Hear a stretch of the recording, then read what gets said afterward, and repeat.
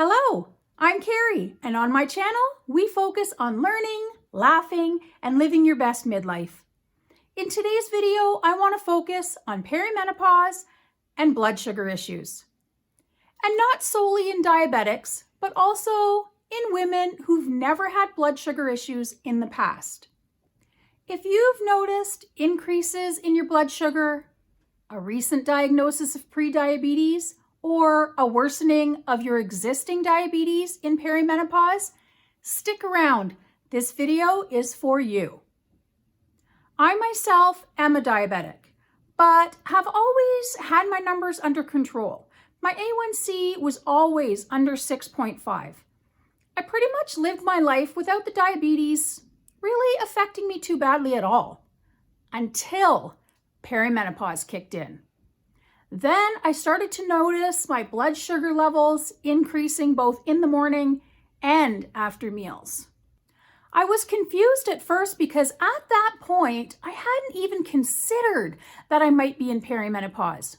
So I tightened my diet and I did all the things that people do to try to regain control of their blood glucose levels. But no matter what I did, they just remained elevated. What in the world was going on? It wasn't until other symptoms started popping up all over the place and I began to realize that perimenopause was in full swing that I started putting the pieces of the puzzle together. My increased blood glucose and the changes to my insulin resistance were symptoms of perimenopause.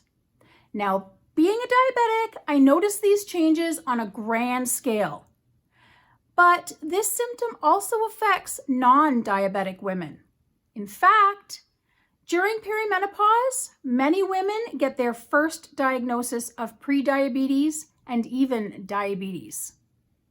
Changes in estrogen and progesterone can affect how your body responds to insulin, and those two tend to get the most attention. But fluctuations in adrenal and thyroid hormones and shifts to cortisol and insulin may also be to blame. And they can actually cause women who've never had a problem before to be diagnosed insulin resistant during perimenopause. What does insulin resistance mean? Well, in a nutshell, the cells in your muscles, fat, and liver don't respond well to insulin anymore. And they're having trouble taking up the glucose that's in your blood. Let's look at it like a lock and key. The lock being the cell and the key being insulin. The insulin's job is to unlock the cell so that it can take up the glucose that's in your blood. Now, if you're insulin resistant, that lock and key mechanism is faulty. And by that I mean the insulin has trouble unlocking the cell so it can take up the glucose that's in your bloodstream. And so the glucose just sits and builds up in your bloodstream and you end up with high blood sugar. To make matters worse, the insulin resistance and the shifting hormones that come with perimenopause often cause weight gain that is extremely hard to take back off. And that weight gain exacerbates the blood sugar problem. And so a vicious cycle begins. It's very frustrating and a little concerning, and I will tell you I am battling to lower my blood sugars and lose the extra weight. For all you ladies out there fighting the same battle, I feel for you. That being said, what can be done? What can we do to lower the blood sugar levels, to ameliorate the insulin resistance, to lose the extra weight, and to take back control of our health? I'm going to share with you 5 things that I am trying and that I think may be beneficial to you as well. If you have tips and suggestions that you would like to add, please leave them in the comments. They might be helpful and useful to someone else. The first is diet.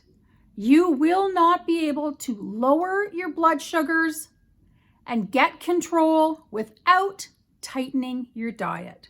And I know it's very difficult. Sometimes that chocolate just calls to you. Man, I get it. But It has to be done. Now, there are a lot of opinions on which diets are best. I'm sure there are several diets that would be quite efficient at lowering blood sugars. So just follow the diet that you think is best for you, as long as it is a healthful diet and focuses on actual food. I personally focus on whole foods. Most of my diet consists of vegetables, fruits, beans, nuts, low-fat dairy, gluten-free, whole grains, tea, and water. I am not a meat eater, but for those of you who do eat meat, lean meats are a good protein source. Now, I won't lie and say that I don't sneak in a treat occasionally. I am human, but it's not a regular occurrence. The second thing that I do that I think may be beneficial to you is intermittent fasting. I do this to curb my food intake and to give my body a little break. What this means is I only eat between 8 a.m. and 8 p.m. That gives me a 12-hour food intake window and a 12-hour fasting window. It is helping me curb my food intake, and I'm hoping will help me shed some extra pounds despite the shifting hormones working against me. The third thing that I think is important is to get adequate sleep. And this is very difficult to do in the midst of perimenopause, because sleeplessness is a symptom in perimenopause and something that many, many women struggle with. Lack of sleep can raise glucose levels and cortisol levels, making cells more resistant to insulin. So please, please do your best to get a restful night's sleep if you can.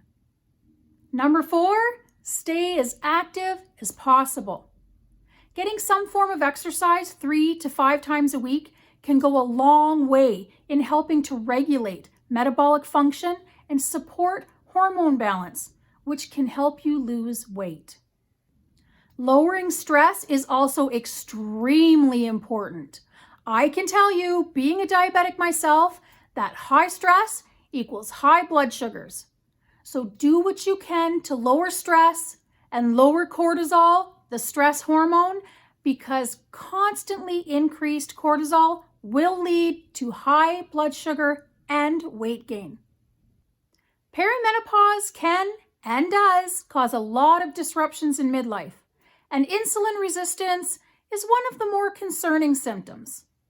I hope all of you ladies out there suffering from blood sugar disruptions or worsening diabetes as a result of perimenopause are able to regain control of your numbers and your health.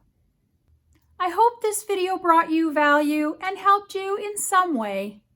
Please remember to subscribe and click that bell if you would like to be notified every time I release new content. I wish you all health and happiness, and remember to live your best midlife. I will see you in the next video. Bye for now.